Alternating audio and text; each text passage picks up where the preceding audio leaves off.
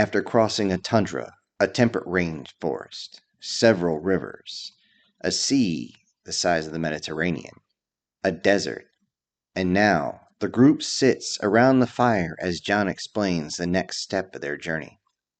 Showing them the map, it's clear that they're going to have to pass a bunch of rolling hills to make it almost directly north to the position that they need to go. After only a few ridgelines, they will actually reach the colony. It's so close some of them can actually taste it. The colony itself is set up to take advantage of a very large freshwater lake. This naturally created lake means that minimal maintenance is needed to keep it operating smoothly. Not a bad idea, with the flatlands nearby to allow shuttles to come in and out very easily. Not a bad setup, but John showed his displeasure that it didn't just build the damn colony on the beach like most people do. If the colony was near the ocean, they could have just floated right to the door and been there a week prior to their current positioning. While they simply camped and waited for the bodies to recover, they feasted on the creature John had dispatched. With a single shot to the head, the creature's usable parts were all intact. Though grateful for the food, there was an issue that John could not deny anymore. As he harvested meat, the other three would help, but they would prefer to eat the flesh now, as in consuming it raw. Given their physiology, this was to be expected. What wasn't expected was the others taking the best cuts before John could even get them towards the fire. In a sudden display of dominance, John yelled at them to stop stealing his food. When Bink thought he would be sneaky and reach for a large piece that was freshly cut from the animal, John slammed his knife through the stack of steaks, barely 2 inches away from Bink's talons. No words were spoken for a few moments as they stared at each other, both not moving. Without taking his stare away from Bink, John said, "If you're hungry, there's plenty of other parts you can rip off with that strong beak of yours. This here is my dinner and our provisions for the rest of the walk." John still had the death stare, as he remembers running out of food several times on this trek. Their saving grace through the whole thing was Lauchie, as she had provided a lot of fish when their other reserves had run out. Bink backed away, and John got back to cutting up the animal, trying to butcher and preserve as much as possible. Though Bink tried to be sneaky and actually reach out just to grab a piece as a way of defiance. John didn't even turn around as he said, "If that steak goes down your throat, I'm going in after it." He then turned around and looked. Sometimes the fight for dominance is not always brute force. Bink capitulated for only a moment before Kib ended the stalemate, yelling out, "Bink, I require your assistance." Hesitantly, Bink walked away, keeping his eyes on John for a moment till John turned to go back to what he was doing. Then Bink walked over to the other side of the animal, where Kib was taking other parts of the creature. In particular, he was taking apart the neck. As they worked, Bink went back to snacking on the creature while they worked. Even though Bink was clearly able to fill his stomach, he did not enjoy ripping pieces off because of the fact that blood and entrails ended up spraying on his feathers, which is why he usually just grabbed something that was cut. He had gotten used to having well-manicured plumage after all, as he had spent many, many days just cleaning himself, making sure it was nice and clean. He didn't even like having mud on them after all. Everyone took their turn harvesting from the dead creature, and had to make room in their carts as there was so much food and they had to take along with them as much as possible. The three were confused how they would actually accomplish this task, as the carts are already reaching capacity. Then they heard the greatest sound possible as John spoke up. "Leave the suit. We won't need it anymore." This big bulky piece of equipment had been the reason why they had actually survived for so long. Though only 2 members have actually needed it, Without this, the rest of the group probably wouldn't even got half this far. They set it up next to the shelter as though it was another member of the group sitting right next to him by the fire, a sign of respect that no one would even think of denying. With the removal of the suit, there is now plenty of room for everything else they needed, which was more food, and of course the secret of life, which is more water. The final day before they struck out again, John once again focused on cleaning what was left of his clothing.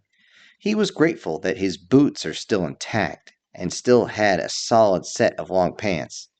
Even though this will be a more deciduous type of forest, he still would need to deal with all the little things that arise, anything that would jump out and stick or scratch. As he cleaned off, Lauchi rose from the water, breaching with enough speed to lift most of her body out of the water. In her mouth was a fish still moving, and as she breached the water, she turned slightly, and John thought to himself, "There's something strangely familiar about this, but I can't place it." Lauchi took the fish over to a pile, which was going to be their supper, and dropped the fish before returning to the water. As she moved around, John decided to swim for a bit to stretch out and make sure the moving water cleaned everywhere. As he did, Lauchi swam around him with incredible ease. After a few minutes, he returned to shore and Lauchi was right behind him. He had not actually got out of the water before she spoke. "I guess you can swim, to a point." "Yeah, but mostly for recreation and general health. Nothing compared to you." "It is logical to understand. Your body's not truly designed to be aquatic." "Of course," John replied. "Of course, especially being so fuzzy." He said this as he stroked the beard that had grown pretty long over the past few months. Lauchi swayed away and was about to leave. "So, were you examining my swimming technique again?" John asked. "Yes. And?" "Your leaner body seems to make you faster, but you seem to be losing buoyancy because of it." "Well, I guess I have to be careful when you're around." Lauchi looked confused saying this, as though she wanted to know more. John continued with, "If I lose buoyancy, I might end up going down on you." John smirked and stifled a laugh, but Lauchi had no idea what he was finding humorous. The laughter stopped, though, as Kib was swimming up the river.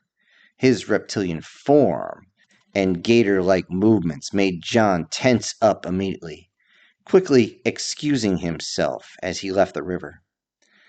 As he climbed out of the river, the sun glistened off his body. Kib swam up to Lauchi, who was looking at him, and said, "Enjoying the show?"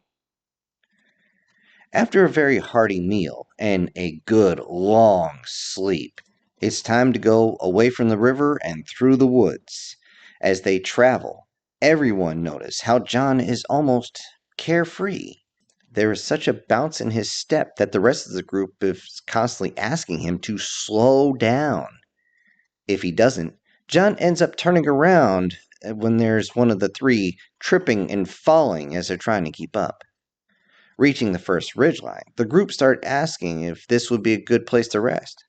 Looking around towards the ground, John replies, "That would be a very, very bad idea. Do you see all the fallen foliage around here? We call these widowmakers for a reason.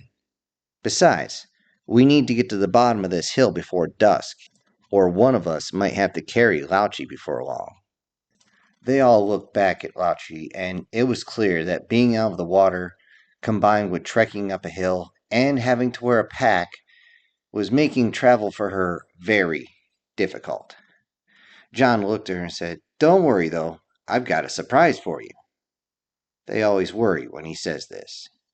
John showed them that they can use their carts as actually sleds for going down the hill. Turning the repulsor itself up to maximum, all they had to do is use something to steer and brake. John went first as he laid flat down on his stomach, with his legs dangling out the back to stop, and his arms out to his sides to grab a tree if necessary. The sounds of jubilation coming from him as he went down this very slow grade hillside was a surprise to everybody. Steering between the trees, he made it to the bottom of the hill in less than 10 minutes. Reaching the bottom, he looked up to see the others. Kib laid on his stomach just like John had, and had even more control as he used his legs and tail to drive. He also began to yell out in fear and in fun. Bink, coming down, flapped his wings the entire way down, freaking out the entire way as he cursed and was barely able to steer enough as he was flapping his wings to avoid the trees, thinking perhaps even though he's a flightless bird, he could simply push sideways, which he could. Lauchi came down very quickly compared to everybody else. Losing the stick she used to steer, she started screeching in terror. John ran over and was able to get in front of the slowly moving cart. It was slow enough that he could catch it with his bare hands, yet still fast enough that John had to actually catch Lousy as she fell forward from the sudden stop. She was shaking so much that she was actually shaking and crying audibly. John stated, "It's okay, I've got you. I've got you. Okay, I have you. I've got you, okay? You don't have to worry anymore. I've got you." When that didn't work, he moved one hand south, and with a light grab, he said, "Did your ass get firmer?" This took her out of her fear as she pulled back and pasted him one right across the jaw. He looked at her back and said, "Better. Anger is more useful than despair." They walked the last 120 meters to a small creek where they could cross, set up camp, and replenish themselves. By this point, John doesn't even have to point out a good spot. All three of the others could outright build a shelter with their eyes closed and one appendage tied behind their backs. This left John with only one task, and that was making a fire. They had all come to the realization that having a fire is probably the only reason they have not encountered any other large creatures. One of the few universal constants, even on this odd planet in the drip system. Wild animals always steer clear of fire. If they even smell smoke, animals tend to bolt in the other direction. This is why they needed to have someone up all night, in shifts that is, to make sure the fire stayed lit. It was a quiet night, and in the morning, Bink had finally gotten a proper night's sleep since they set sail in the ocean. Though he can't fly, he can jump enough to get himself on one of the larger branches of the trees. Roosting above the fire, he let the smoke permeate his feathers and keep the bugs away. Lauchi wasn't feeling good at all at night until she finally got up, went to the river, and submerged herself in the creek to sleep. It didn't submerge her whole body, but it was enough to help her out. That morning, packing everything up, they continued north, crossing one ridgeline a day and having to cross another large valley. They made their way north. Taking the quick and easy way down the hill becomes less frightening and more enjoyable for everyone. Yet the fast pace of John is making it too difficult for the others. When asked why he's able to move so fast through this terrain, even though the other terrain had him moving slow, John simply responded, "This here, this is like my backyard." Reaching the base of the next hill, they find a large river, but it's on the other side of the valley they're on. This is where Lauchi reached her limit. While crossing the valley, Lauchi simply dropped to the ground with a thud. They tried to motivate her to get up, but to no avail. John walks over and takes a look at her, and then his eyes get really big as he observes her skin color and her eyes. He immediately drops his pack, rips hers off her back, picks her up, and sprints across the field towards the river. Carrying her princess style, she is in and out of consciousness as she goes from holding him around the shoulders to going limp and back again several times. The whole time, as he's running at full speed, he keeps saying, "Stay with me, damn it. Wake up. Stay awake. Stay awake. Come on, stay with me. Stay with me. God damn it." Reaching the river, John does not even break stride as he crashes into the river, basically throwing Lauchi forward into the deeper part of the river. Thrashing about, John scurries to his feet and looks over to see Lauchi, but she's not moving. He reaches out to grab her, trudging through the water, and the moment his hand touches, she springs awake. Looking up at him, she lowers herself into the water. When she surfaces, he looks at her, still panting hard. "Are you all right?" She looks up at him and says, "I am now." "Good, good. Now, don't you ever scare me like that again." The other guys catch up and are relieved to find Lauchi is doing much, much better health-wise. They stayed the night, and during supper, Kib mentioned, "We're almost out of provisions." John just looked him over and said, "Don't worry about it. If things go well tomorrow, we should be just fine."